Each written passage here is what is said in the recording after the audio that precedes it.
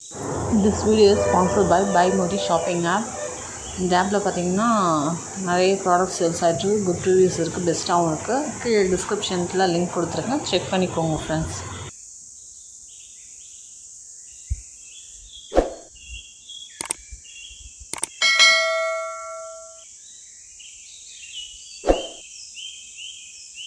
Friends, welcome to my channel.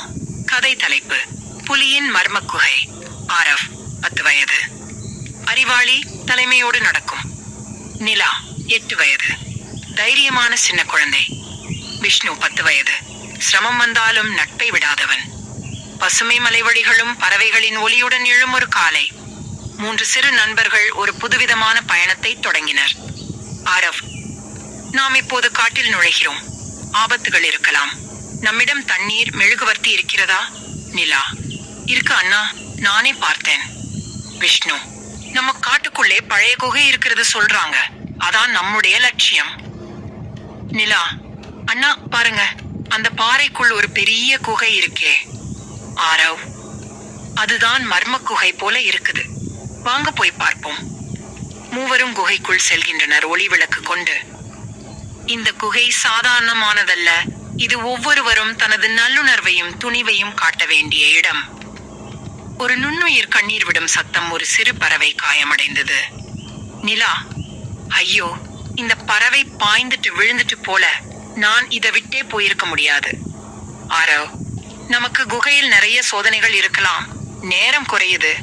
நிலா: நமக்கு நேரம் இருக்கலாம், இதுக்குத்தான் மனிதர்களுக்கு இரக்கம் இருக்கு.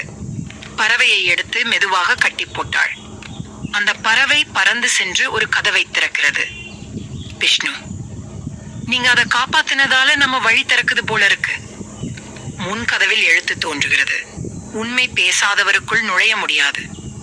அந்த கதவின் அருகில் ஒரு வனவிலங்கு தோன்றி கேள்வி கேட்கிறது. விலங்கு: நீ ஒரு நாள் நண்பனை ஏமாற்றி உண்மையிலேயே பொய் சொன்னதுண்டா? விஷ்ணு தடுமாறி: உண்மை சொல்லணும்னா ஒரு முறை ஆரவிடம் எனக்கே வேண்டாம் என சொல்லி வீடியோ கேம் வாங்கிக்கிட்டேன். விலங்கு: நீ பொய் சொன்னாய், ஆனால் உண்மையை கொஞ்சமாவது சொன்னாய், அதற்காக இந்த கதவு திறக்கப்படும். கதவு திறக்கிறது. ஆரவ்: நீ சிங்கமா? நீங்க உண்மையா பேசினதாலதான் கதவு திறந்தது. ஆரவ்: இந்த யானை ஏதோ கோரிக்கையுடன் அழுதுட்டு இருக்கு, உணவுக்காக தான் போல. விஷ்ணு: ஆரவ், நீ எடுத்துட்டு வந்த சாப்பாடு இதுக்கு தர்றியா? நம்முடா உணவு இது மட்டுமே. ஆரவ்: யானை பசிக்கிறதுனா நாம பசிய தாங்கலாம், இதுக்கு தந்து விடுவோம். ஆரவ் உணவை யானைக்கு தருகிறான். யானை காப்பாற்றி கதவை திறக்கிறது. சிங்கம் ராஜா: மகிழ்ச்சி, நீங்கள் மூவரும் சோதனைகளை கடந்தீர்கள். இரக்கம், உண்மை, தியாகம், இவை மூன்றும் இருந்தால் வாழ்க்கையில் எந்த மர்மங்களும் நீங்கலாம்.